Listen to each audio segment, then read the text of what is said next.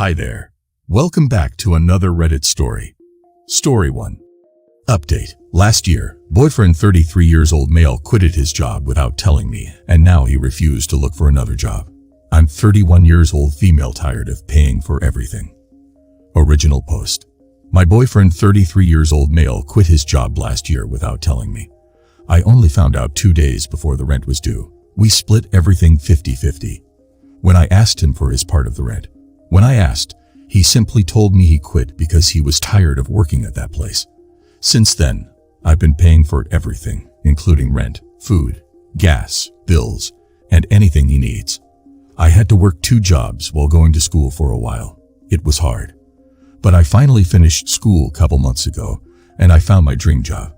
I make enough to live comfortably, even take care of my buff, and still have money for saving. However, I still want him to get a job to support himself because I think as an adult, he needs a job. But I feel like he relies on me too much, and he thinks since my job pays well, he doesn't have any reason to work. He always say things like, "You make good money now, so maybe you could buy me my dream car, or you should open a business for me to run." It bothers me a lot. I don't mind supporting my partner financially if there's a legit reason to prevent him from working, but it's not the case. He spends most of his time playing games, meeting up with friends, or just at home watching movies. I still have to do all the chores and take care of our dogs. His family thinks that he's been working to take care of me so that I can finish school, which is not true. Now they think I was able to finish school and got a good job all because of him. I don't even want to explain to them. I just want him to get a job and have a future. When I tried to talk to him, he told me I'm not supportive. And now that I have a good job, I look down on him. What should I do? Is it even worth it to try to talk some sense into him?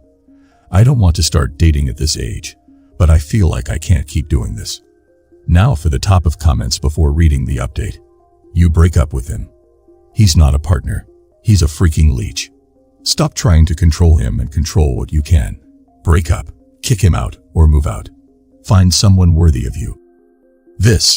Stop being his sugar mama. You are incentivizing his laziness. Give him a hard deadline to resume paying his half of the bills. If he fails, give him 30 days to move out.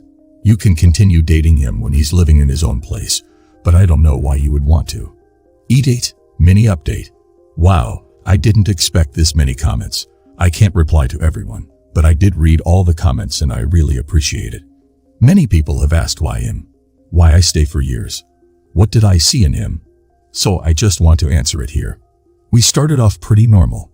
We split everything 50-50, and I had no problem with that. But throughout the years, he started showing his true self. I was in school and school was the most important thing to me at that point. So I invested all my time and energy into it. I was in a PhD program. So I had stipend around 30,000, which was enough for myself but not for 2 people. After he quit his job, I was very stressed out, but I had to focus on school and try to do everything I could to survive. I didn't have time to really think about my personal life, and I also didn't want to go through any changes in life, so I just let it be. In addition, he guilt trips me a lot, so I feel bad for him. But now that I have a stable job, I have time to really think about my future. I don't see myself being with him long term. I don't think it would be as easy as, hey, let's break up, because I know he wouldn't let it go that easy. But I'll start planning to get out, maybe ask some friends for support. His name is not on the lease, so I'll stay where I am, and he'll have to move. Now for the full update. It's been 2 months since I posted about my situation on this sub, and I just want to give you an update of how things went after I made that post. Before I go into the details, I just want to say I really appreciate everyone here. After I resolved everything, I occasionally would go back to my original post and read the comments to remind myself that I've done the right thing. After posting on here, I went home from work that day and asked my friends to come over, but stay in the parking lot while I sort things out with my now ex-buff. Before I could even start the conversation, he told me his friend got a new car recently and how I should get him a car since I can afford it. I got really upset and told him he could have got himself a car if he was working. I told him how stressful it has been for me with him not working and fully relying on me. He started the "my life is already miserable and you're not being supportive" talk. I was sick of it, So I said I wanted to end things here, and he needs to move out ASAP. As expected, he got upset and threw a tantrum.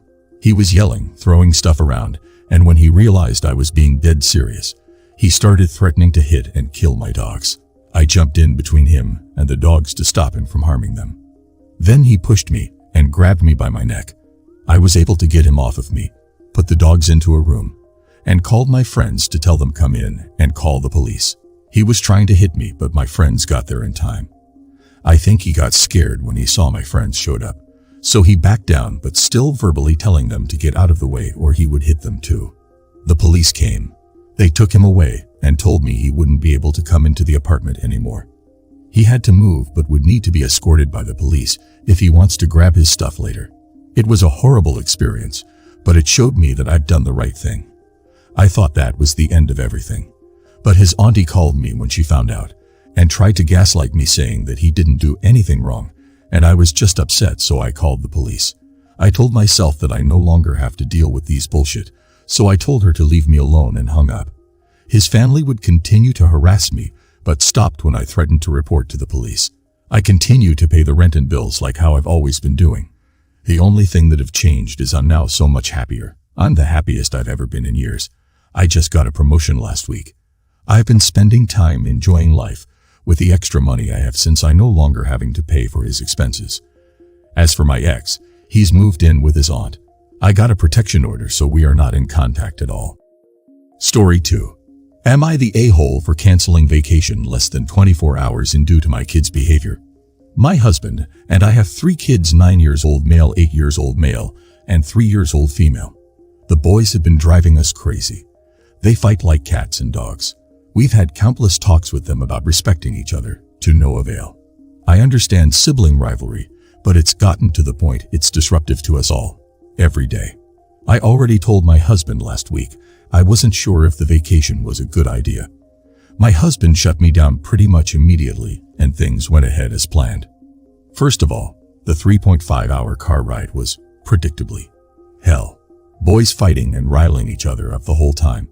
Husband and I kept trying to reassure each other that things would be better once we got there, and they would be too excited to cause trouble. We were wrong. They had so many reminders of what not to do once we got to the rental house, so they do everything wrong from the get-go.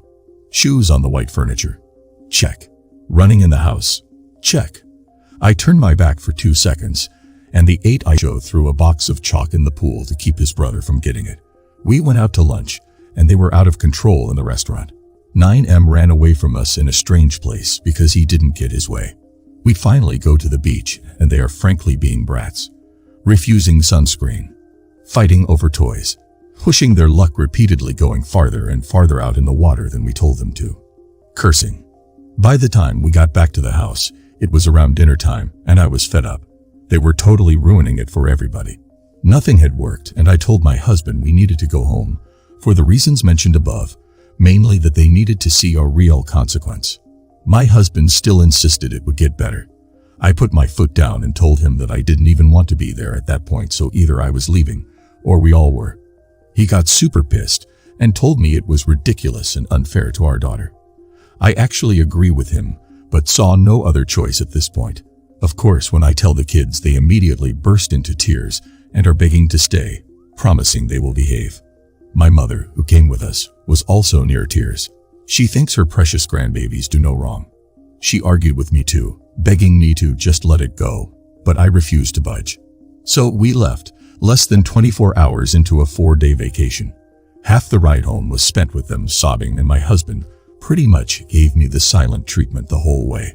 My mother decided to stay behind a little longer, but then started randomly texting me about 30 minutes in, asking if I was serious. She knew I was, and told me the whole reason she came was to spend time with the kids, so I had now ruined it for everybody, and their only little ones. Here we are the following evening, and pretty much no one likes me right now except my 3-year-old. Are they right? Am I the a-hole? Story 3. Am I the a-hole for jumping out of the way when my niece and nephew tried to push me into a pool, resulting in them falling in? Happened today. My folks decided to host a barbecue because I guess that's what older people do. I declined because I really don't like my 2 sisters, their husbands or their kids. Wife and I are child-free. Mom then pressured the wife.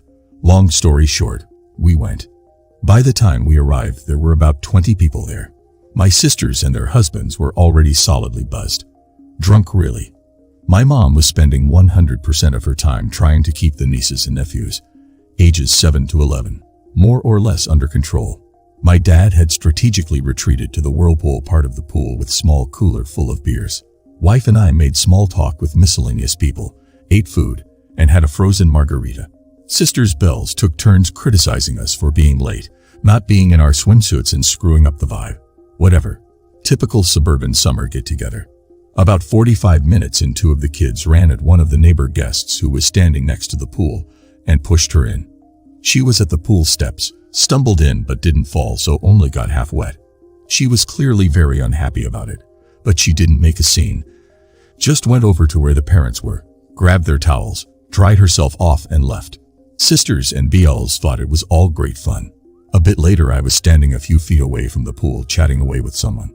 I saw 3 of the kids running full tilt at me from the corner of my eye. Obviously, I was next. Not that it's terribly difficult to outwit young kids, but I just jumped out of their way at the last second. All 3 of them ran straight into the pool at full speed. Most of the other guests, including my wife and me, started laughing, but their moms, who as I mentioned were pretty shit-faced, absolutely freaked out. Apparently 2 of the kids couldn't swim even though they were in swimsuits. Since I wasn't in swim gear, I stepped back from the pool and let other people fish the kids out. The kids were bawling their heads off like they'd lost a limb. At that point, all hell broke loose. The 4 drunk parents were yelling at everyone in general, and me in particular, for nearly letting their kids drown, and also because 2 of the kids had been videoing the trick using their parents' iPhones, which were now at the bottom of the pool. One of my bills got into the pool to try to retrieve the phones, but his BMI and BAC made that impossible. No one else volunteered to help, unsurprising given that my sisters were still bitching at everyone. I told my sisters it was their job to watch their kids, and that if anything had happened to them, it would have been their responsibility, not mine. There were some pretty strong words on both sides. Wife and I left after the other bill fell over and face planted while yelling at us. Now they're saying I should have let the little shits knock me into the pool and have their fun and ruin my phone. So, am I the a-hole? Side note, Dad, of course, never got out of the whirlpool. That's all for today. If you are enjoying this story, please like the video and share your thoughts in the comment section down below. Thank you.